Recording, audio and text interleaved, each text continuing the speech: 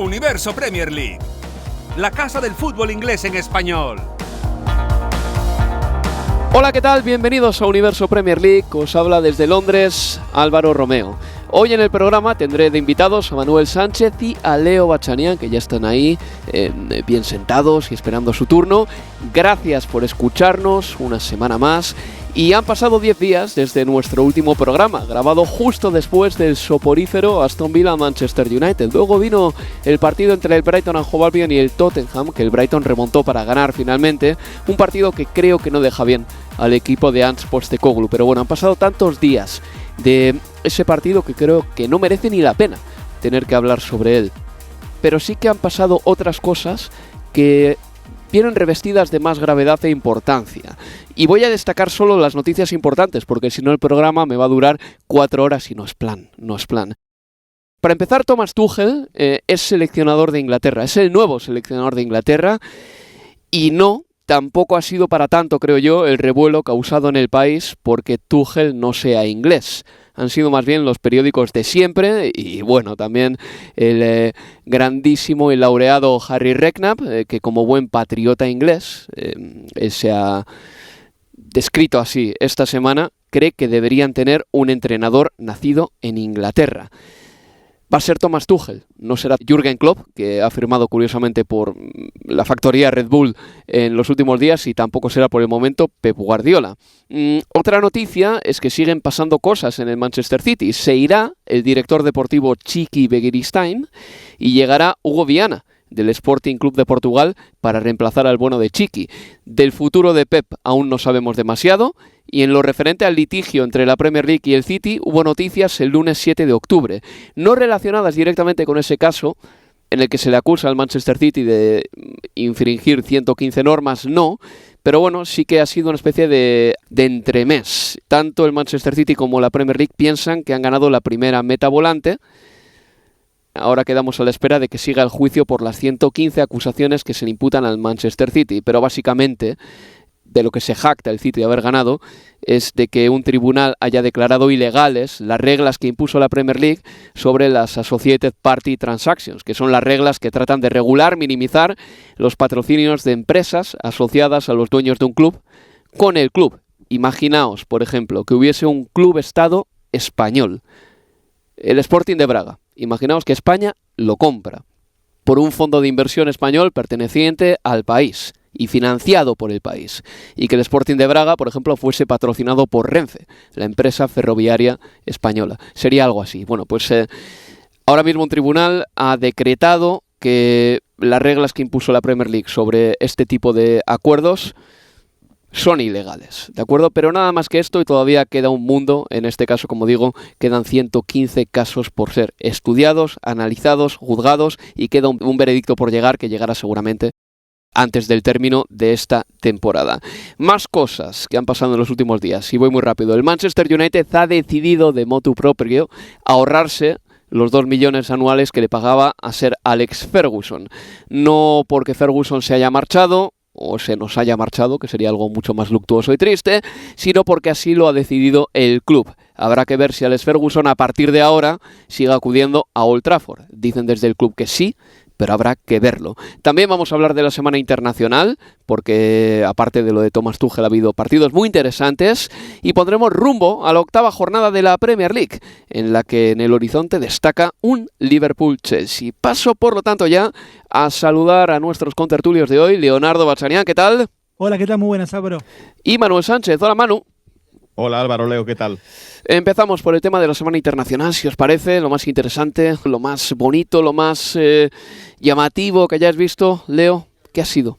Déjame adivinar. A ver, Déjame adivinar. Lleva el 10. Uy, vas bien. Vas bien porque sí, lleva el 10 en la espalda y es un tal Lionel Andrés Messi Cuchitini, ¿no? Y la realidad es porque llevó el tiempo hacia atrás el martes por la noche en Buenos Aires, en el estadio de River, y no solo que me quedo con él y en lo que refiere a este parón internacional, no por los 3 goles, o no es solo eso, es que a mí lo que más me sorprendió es que yo le vi un nivel, si querés, circa Barcelona, 2017, 2018, desde lo físico. me sorprendió muchísimo este Messi. Un Messi que venía de una lesión en el tobillo en la Copa América, en la final de la Copa América, un Messi que no había podido estar en el parón de selecciones de septiembre y que se lo vio con un punto físico que yo no le veía hace mucho tiempo. Y alguno dirá, pero es Bolivia. Pero es que más allá de eso, si es Bolivia o es el que fuera, es que Messi se fue en velocidad de futbolistas a los que le lleva 15 o hasta 20 años. Por eso te digo que para mí es como si hubiese retrocedido el reloj en esos 95 minutos de juego en Buenos Aires, con su hat-trick, con sus asistencias, el pase a Julián es una maravilla para el tercer gol de Argentina y además una sensación con su sonrisa cuando le preguntaban de que quizás sí, de más sí que no, de que va a estar presente en el Mundial de 2026. Pero ¿quién le va a decir? Nadie le va a dejar de convocar a Messi, eso es lo primero. Y yo no le veo a Messi renunciando a la selección antes del Mundial, sobre todo si sigue siendo titular y sigue manteniendo un buen nivel. Veo muy difícil que no esté en el Mundial de Estados Unidos, México y Canadá. No, es que a ver, que alguien lo deje de convocar, eso no va a ocurrir jamás, porque Scaloni dijo que mientras Messi siga jugando, va a estar convocado siempre y va a jugar los 90 minutos, salvo que Messi diga que no, o que prefiera salir, o que decida que el partido ya está bien para él. La única cuestión es cómo se siente él, y yo creo que por eso es una grata noticia esa performance, sobre todo física, de Messi, pensando en lo que se viene, o que estamos ¿a cuánto? Menos de 2 años, obviamente, del Mundial de Estados Unidos, México y Canadá. Y yo creo que esa realización de que todavía tiene, no la cuestión futbolística que nadie la duda, pero sino que todavía puede competir desde lo físico, ser un futbolista competitivo como a él le gusta, yo creo que eso fue lo más grato que dejó la noche del martes y por eso su sonrisa y por eso más allá de que dijo que él lo toma paso a paso y que no va a decir sí voy a estar o no voy a estar a falta de tanto tiempo, me parece que es una señal muy positiva para Argentina. Manuel, ¿qué tal la semana de selecciones? Bueno, aparte de ese fatídico 7 de octubre en el que te tocó trabajar, cuando salió una de las primeras resoluciones del caso entre el City y la Premier, aparte de eso, no sé si has podido descansar, si has podido ver fútbol de selecciones y si algo te ha llamado la atención positivamente. Sí, bueno, aproveché para ir a Wembley al partido entre Inglaterra y Grecia, esa victoria de los griegos 1-2, y era un poco lo que quería destacar de este parón de selecciones, la selección griega, porque yo no la tenía mucho en el radar y me quedé con un equipo que le marcó 5 goles a Inglaterra. Le anularon 3 de ellos por los 3 por fuera de juego, uno de ellos muy justo, lo tuvo que revisar el VAR durante varios minutos, pero Grecia se cargó a Inglaterra en Wembley. Es verdad que, bueno, una Inglaterra que no sé si es que ya Lee Carsley ya sabía, o imagino que él lo sabría, que Tuchel iba a firmar, porque Tuchel firmó el contrato el pasado 8 de octubre y ya para entonces, y el partido fue posterior y por eso se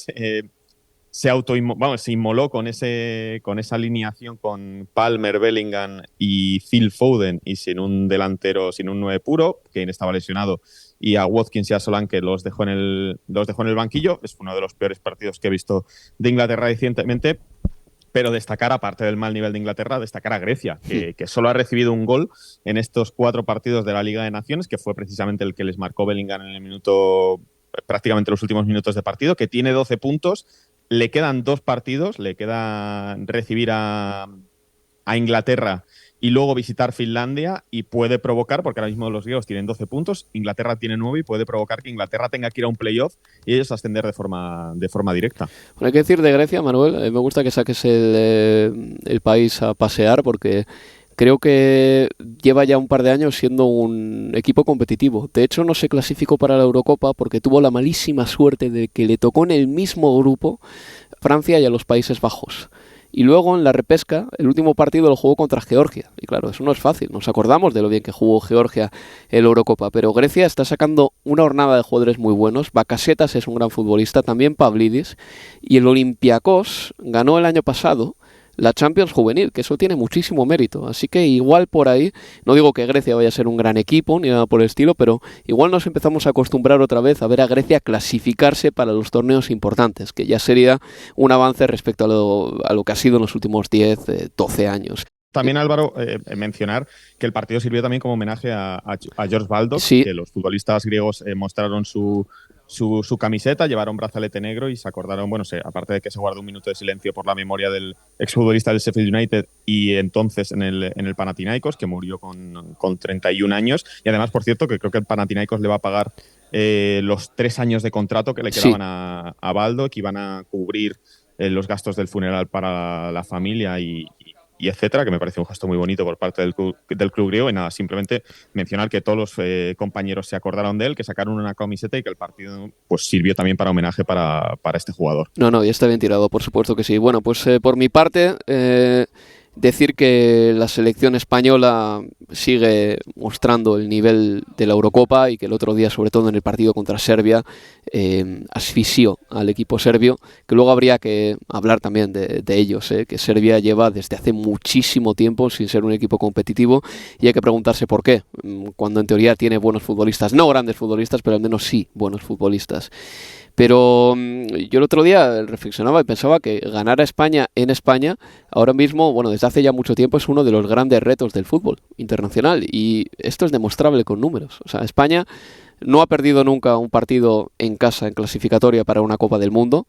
Un récord que tenía con Italia y con Brasil, pero Italia y Brasil ya no lo tienen. Y España es el único país que todavía puede fardar de ello.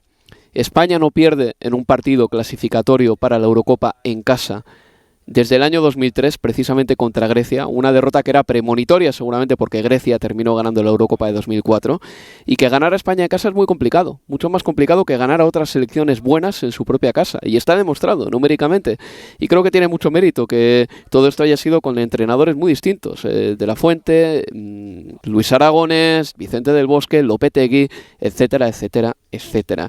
Y luego los números de Edin Dzeko me llama muchísimo la atención a nivel internacional, porque creo que tiene un mérito tremendo que un jugador que juega en Bosnia y Herzegovina haya marcado 67 goles con su país en 138 partidos. O sea, Edin Dzeko ha marcado más goles para Bosnia y Herzegovina, por ejemplo, que David Villa con España, que es el máximo goleador de la selección, o que el máximo goleador de la historia de Italia con la selección italiana. Tiene muchísimo mérito. Estamos hablando de un delantero que lleva mucho tiempo ahí, sí, pero que siempre en todos los clubes a los que va, y también en su selección, consigue dejar unos números muy buenos. Incluso Leo Manuel en el Manchester City, hay que decir que Edin Dzeko, sin ser una gran estrella al estilo Kun Agüero, Edin Dzeko fue fundamental para ganar el título de la Liga de 2014. O sea, me acuerdo perfectamente de goles suyos decisivos en partidos importantes. Sin ir más lejos, yo creo que en las últimas jornadas le marcó un gol al United fundamental para ganar la Premier. De hecho, el gol que antes del gol de Agüero no es gol de Dzeko, el anterior. Sí. El 2, no sé si es 2-1 contra el 2-2 sería igual. El 2-2 contra el Queen's Park Rangers, creo que lo marca Edin Dzeko. O sea que nos acordamos obviamente de Agüero porque es tanto de la victoria, pero el anterior lo marca Dzeko. A mí siempre ha sido un futbolista, la verdad, que me ha gustado mucho. El típico delantero que sabes que siempre te va a dar goles. Y con una longevidad que pues probablemente por su talla no nos hubiéramos esperado hace tanto tiempo. Y sí, 63 goles con la selección. Si además tenemos en cuenta pues que es una selección que, aunque bueno, ha tenido cierto nivel con futbolistas como Pjanic en los últimos años, Pjanic, Dzeko, que obviamente no es lo mismo marcar quizás 60 goles con Brasil que marcarlos con Bosnia y Herzegovina. No, yo creo que tiene muchísimo mérito, vamos, y una cosa que ya no sorpresa es que Erling Haaland se ha convertido ya en el máximo goleador de Noruega a los 24 años.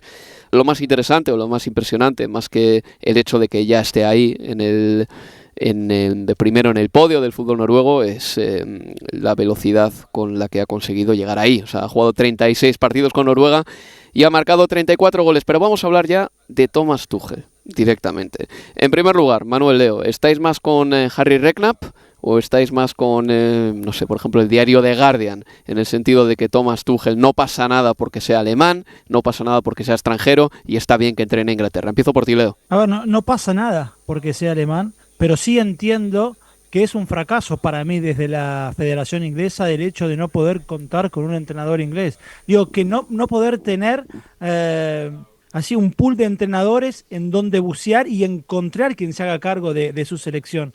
Y creo que es un fracaso que no puedan contar con un entrenador inglés porque estamos hablando de una de las federaciones más ricas de Europa.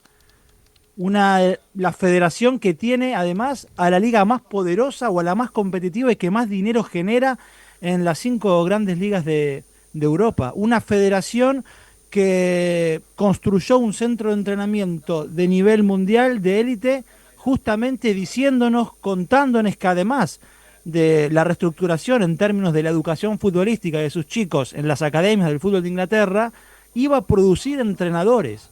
Y eso no sucedió.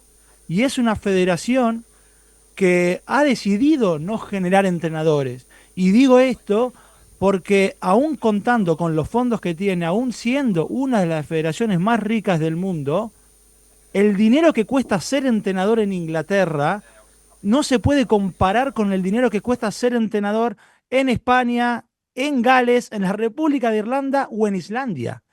Estamos hablando de la federación más rica o de las más ricas de Europa, y cuando vos vas a buscar la cantidad de entrenadores UEFA A, que es el nivel que vos necesitarías para sentarte en un banquillo, Inglaterra no tiene más de 1.200 entrenadores.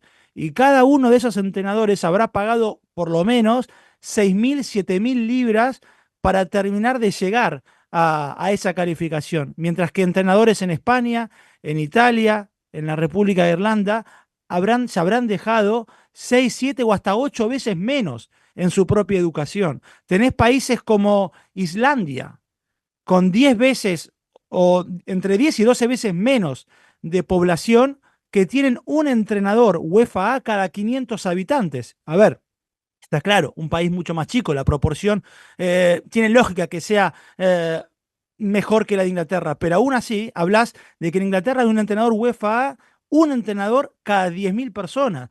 Entonces, desde ese lugar me parece que sí es un fracaso, que en 10 años, desde que se creó, o más, desde 2012, cuando se puso en práctica el nuevo proyecto creado por Dan Ashworth, hoy director deportivo en el Manchester United, proyecto del que participó desde su concepción también Gareth Southgate. Por eso me parece que es un fracaso que 12 años después sí haya que ir a buscar a Tuchel. Pero no porque Tuchel sea alemán, sino por esta cuestión que te digo, porque no han sabido generar las condiciones necesarias para producir entrenadores ingleses, no han dado las oportunidades, porque lo ven la producción o la educación de sus entrenadores como un mecanismo para generar dinero. Simplemente es eso. Y está a la vista cuando vos repasás lo que cuesta, y te repito, ser entrenador en Inglaterra o en España o en cualquier otro país.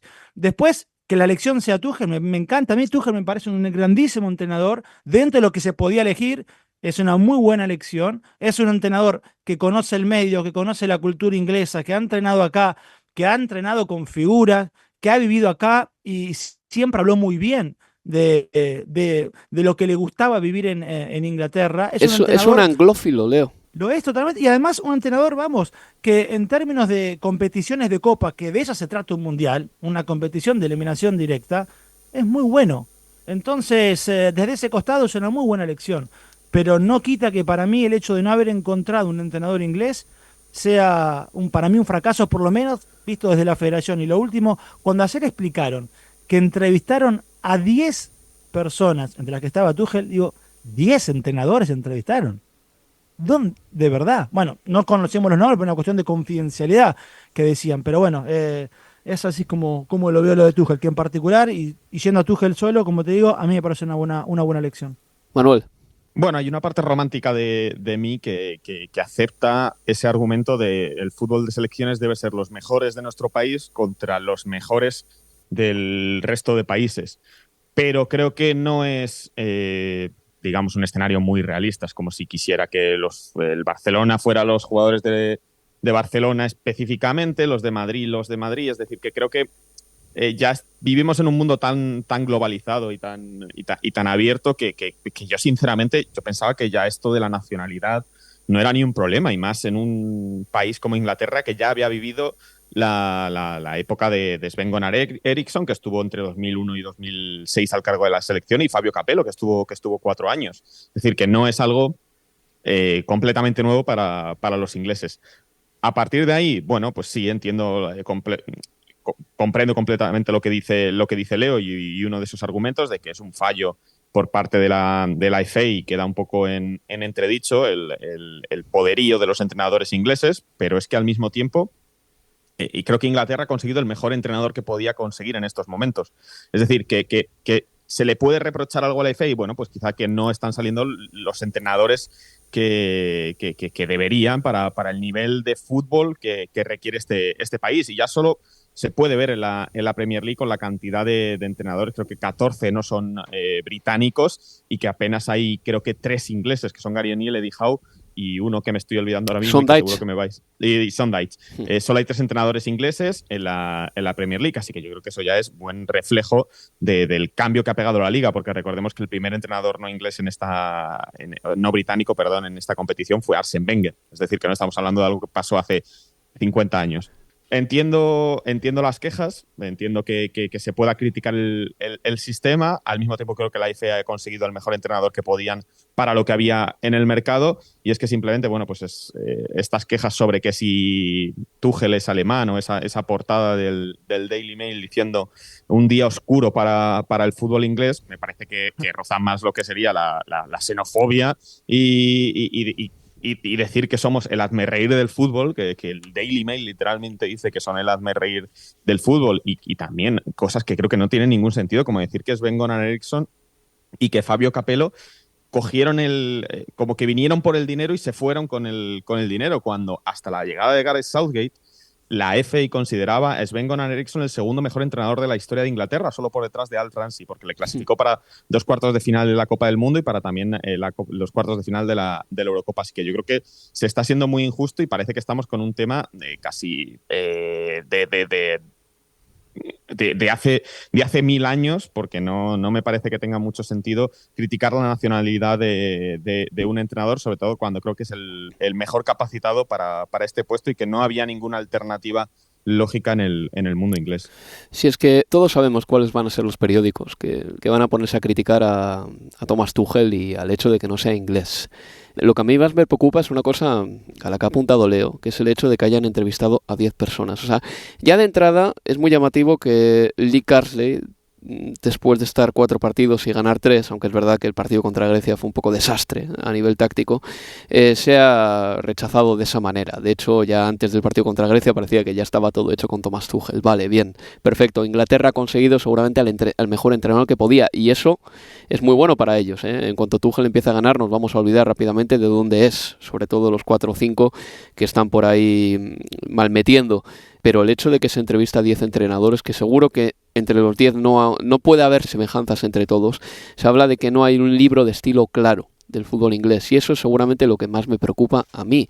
Y yo ponía el ejemplo, por ejemplo, el otro día de Luis de la Fuente. O sea, Luis de la Fuente empezó bastante mal con la selección española y venía con las mismas credenciales que Lee Carsley, las mismas. Había ganado un europeo sub-21 y De la Fuente perdió, creo que su segundo partido contra Escocia, y Lee Carsley perdió su tercer partido. A la mínima que perdió Lee Carsley ya estaba fuera, pero con De la Fuente hubo paciencia, porque por ejemplo la Federación Española tiene, yo creo que un libro de estilo y una ruta y sabe lo que quiere, más o menos, que no siempre es perfecto.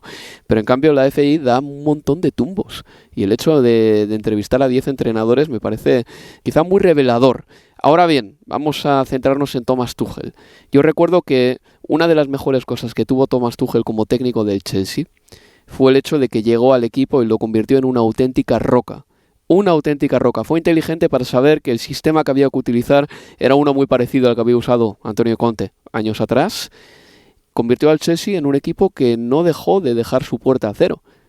Y yo creo que ese fue el gran secreto de los primeros 8 o 10 meses de Thomas Tuchel, que en eliminatorias era un equipo prácticamente infranqueable. Y si consigue hacer eso de Inglaterra, cosa que no es tan difícil porque Inglaterra en defensa durante la Eurocopa fue un buen equipo, estaremos otra vez ante una Inglaterra muy competente a nivel defensivo, y seguro que a nivel ofensivo tiene bastantes más ideas que con Gareth Southgate. O sea, por ese lado, yo creo que Tuchel, si acaso, va a mejorar una defensa que ya es buena, y en ataque le dará a Inglaterra un estilo nuevo. Sí, fueron en su día 24 vallas invictas, 24 en los primeros 50 partidos al mando del Chelsea, que fue realmente notorio cuando tomó el equipo después de de que despidieran a Lampard en su día. Yo creo que sí, que como decís, las bases en términos defensivos de Inglaterra están sentadas para que Tuchel pueda otra vez hacer de un equipo suyo, en este caso una selección, la selección inglesa, un equipo rocoso desde lo defensivo, pero la mirada va a estar puesta nuevamente en qué hace con la disponibilidad de talento en ataque que tiene, porque eso ha sido el cuestionamiento básico para con Gareth Southgate. Yo creo que sí, que vamos a ver un fútbol bastante más expansivo del que vimos con Southgate, pero aún así, y siendo en las competiciones de Copa, los mundiales, torneos donde los detalles lo deciden absolutamente todo, tampoco creo que llegado el caso de definiciones, Tuchel se separe demasiado de algunas decisiones que tomaba Southgate en partidos. Digo, a ver, que va a ser, que se va a animar mucho más o que va a administrar el talento en ataque mejor que Southgate, no tengo dudas. Pero que Tuchel va a ser conservador cuando el partido lo amerite, cuando una clasificación esté en juego a falta de 30 o 40 minutos, creo que allí no sé cuán lejos de Southgate va a estar Thomas Tuchel. Sí, yo creo que al final para un torneo corto y para eliminatorias, Tuchel se ha basado en esa solidez defensiva y creo que uno de los ejemplos más claros es que la Champions que gana, el Chelsea solo recibe 2 goles en la fase eliminatoria, es decir, de octavos de final para adelante. Yo creo que con ese dato, este Chelsea, o sea, esta Inglaterra puede, bueno, pues construir. Es verdad que creo que a lo mejor le faltan jugadores. No sé si Tuchel va a ser capaz de que algunos futbolistas den un paso al lado, o cómo va a tratar a la vieja guardia, a la que trataba de una forma diferente Gareth Southgate, y se va a continuar también con la introducción de futbolistas jóvenes como por ejemplo Ángel Gómez, que Carsley conocía muy bien de su etapa en la sub-21.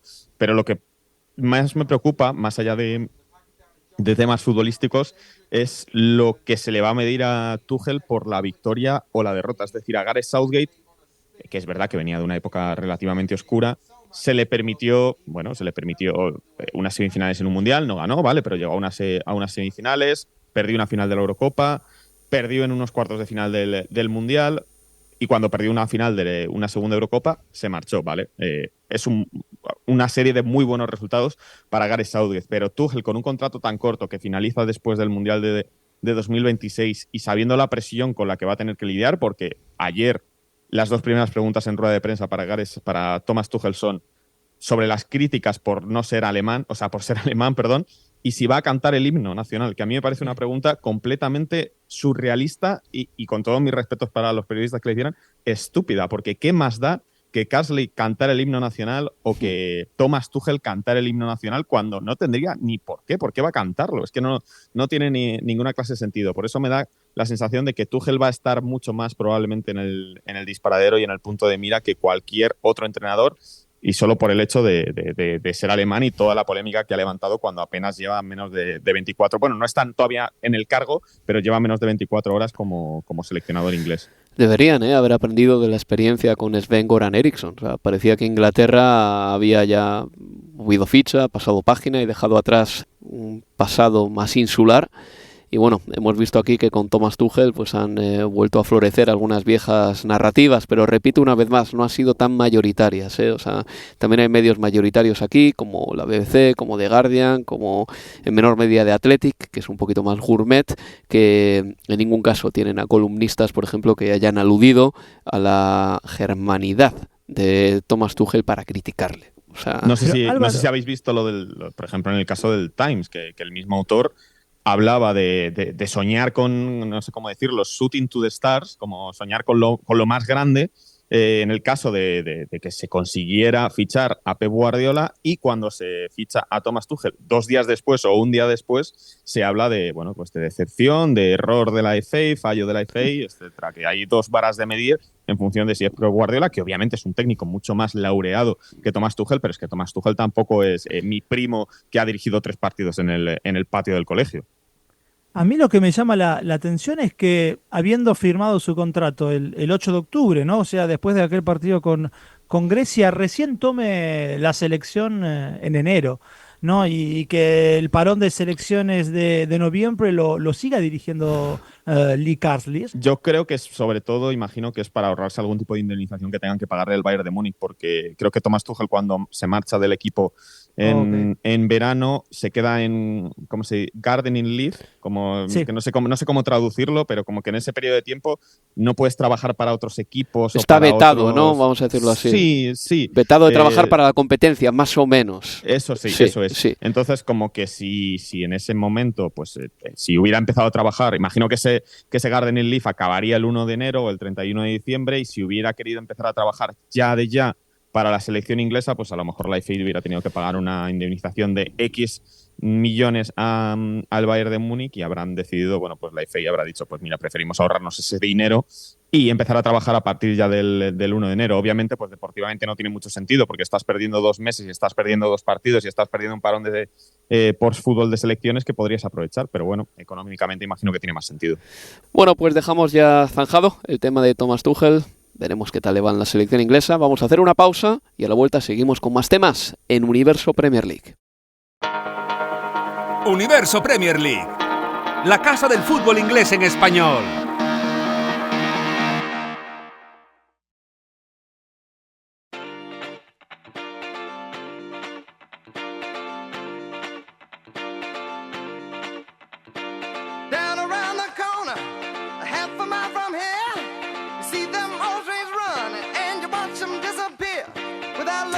Sigues escuchando Universo Premier League.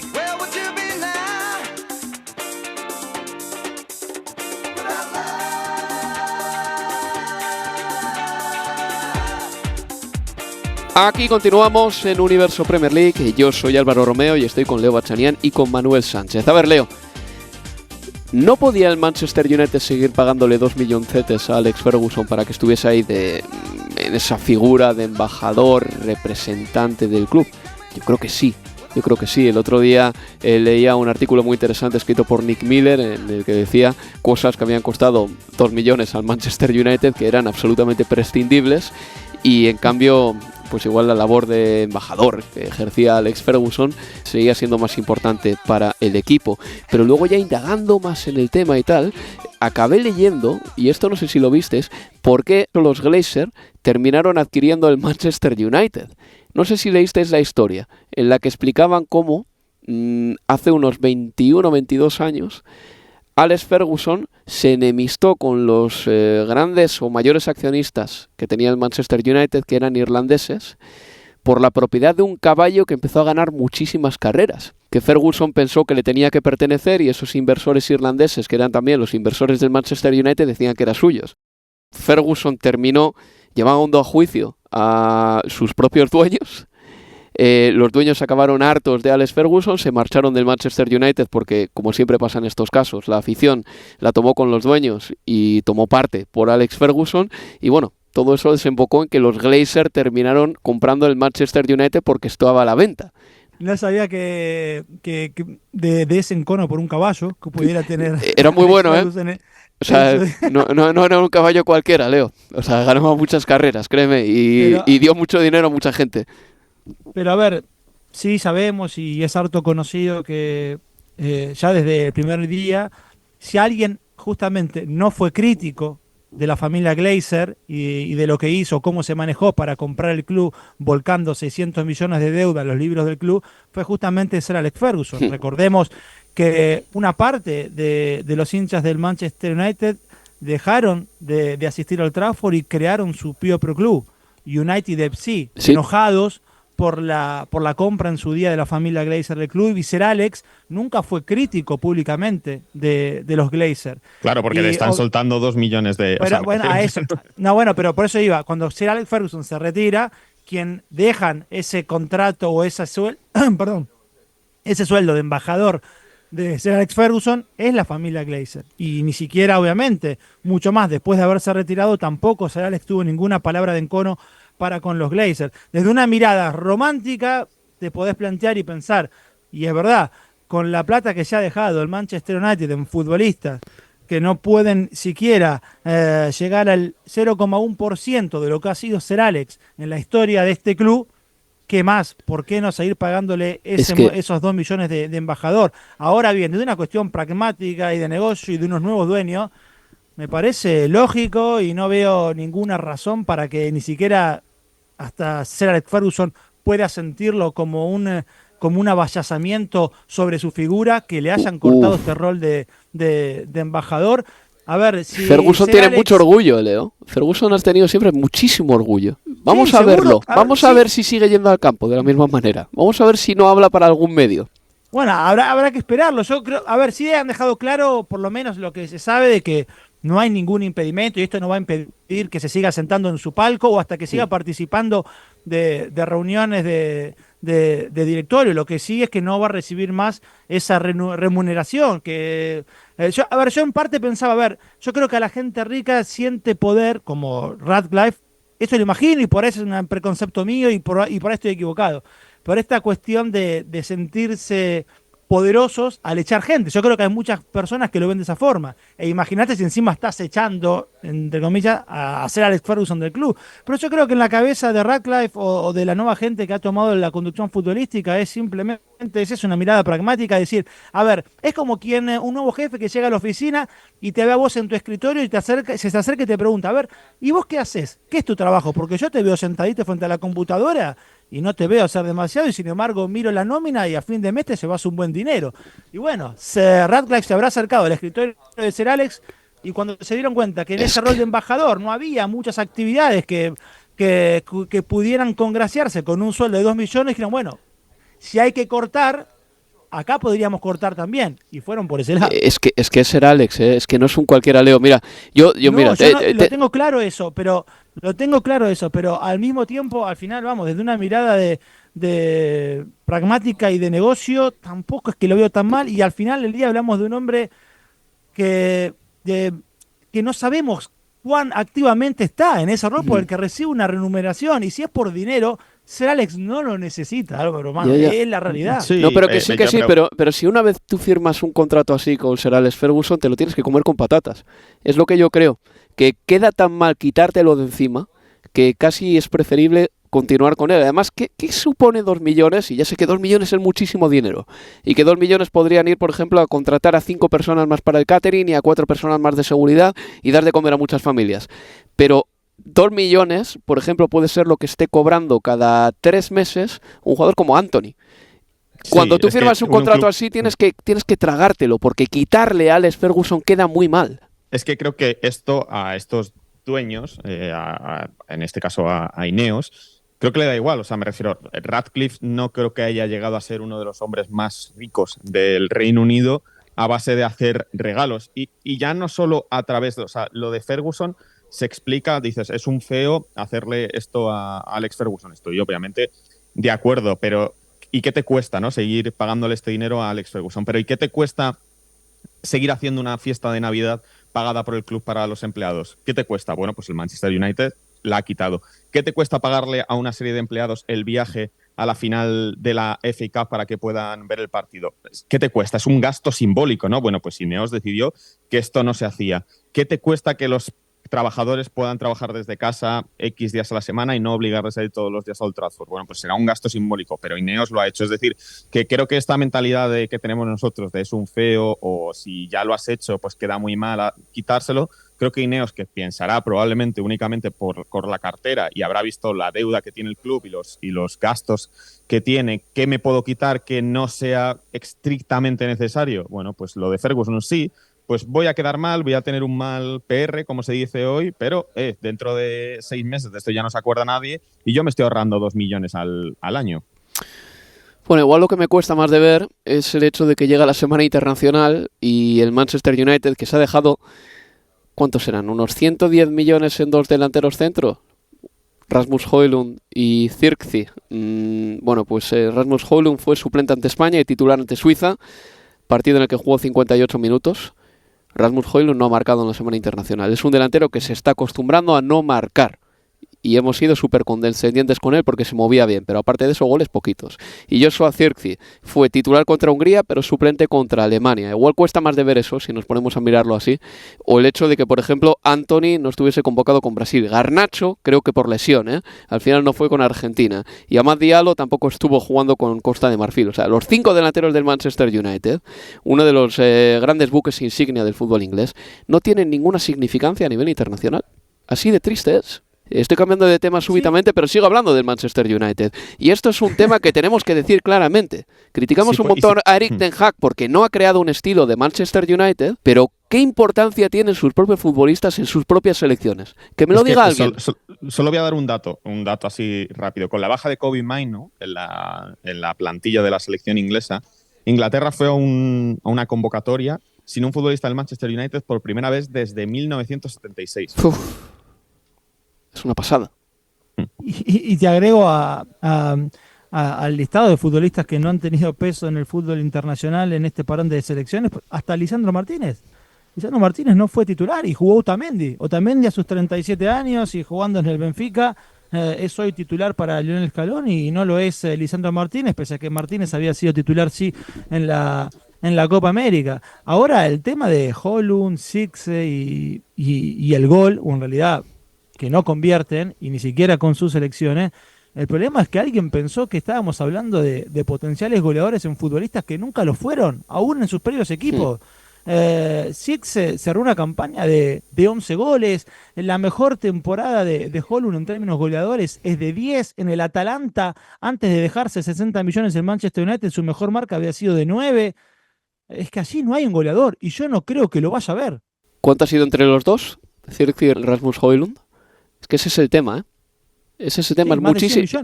Más de 100 millones entre los dos delanteros, centro del equipo.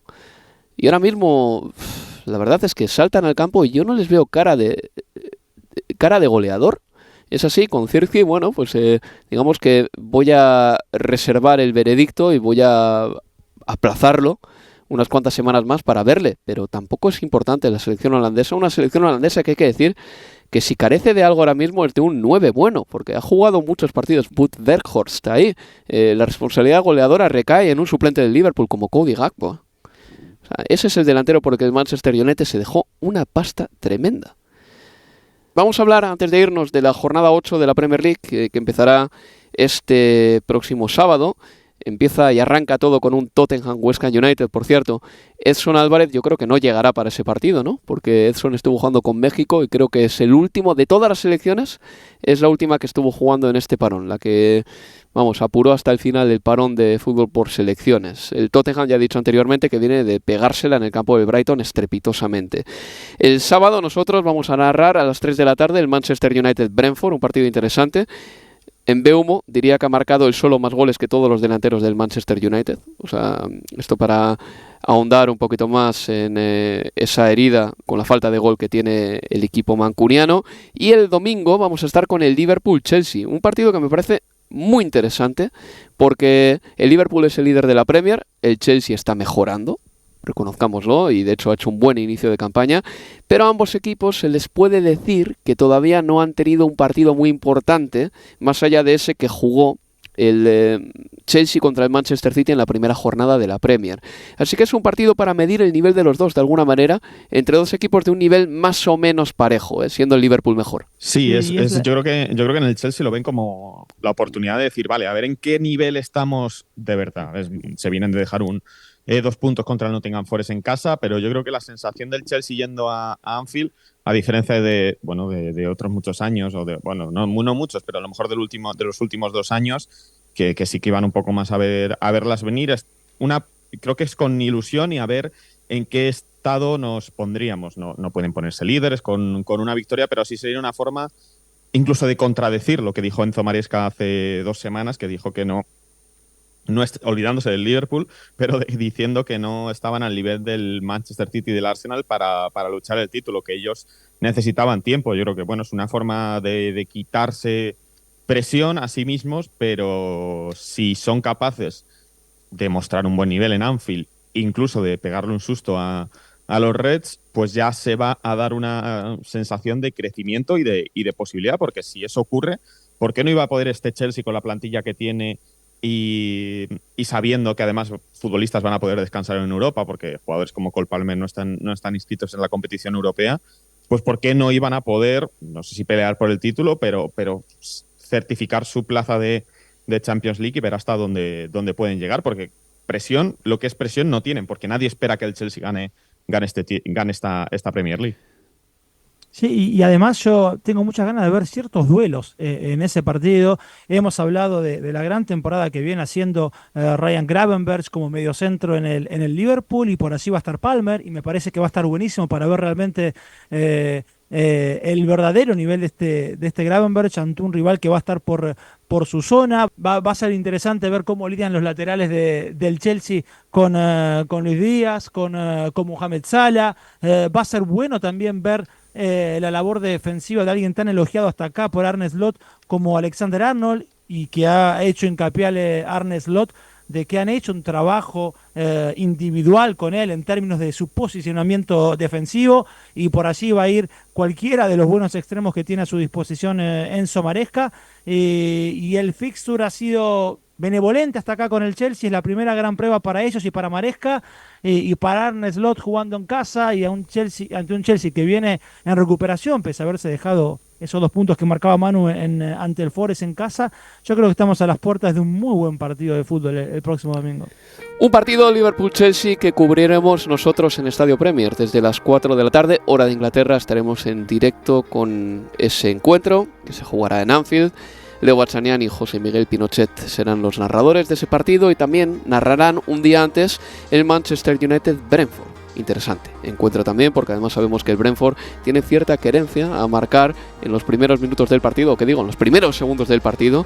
Así que espero que el Manchester United esté un poquito más atento que, por ejemplo, el otro día el Wolverhampton Wanderers, que a sabiendas de que el Brentford, por lo que sea, sabe cómo marcar pronto, no supo defenderlo, no supo atajarlo, y daba la impresión de que no tenía un plan para ello. Pero bueno, hasta aquí hemos llegado, no tenemos tiempo para más. Leo, Manuel, es siempre un placer teneros por aquí, muchas gracias. Hasta la próxima. Placer el mío, abrazos. Y se despide de todos vosotros Álvaro Romeo. Nos escuchamos este fin de semana con fútbol de Premier League. Adiós, amigos, adiós.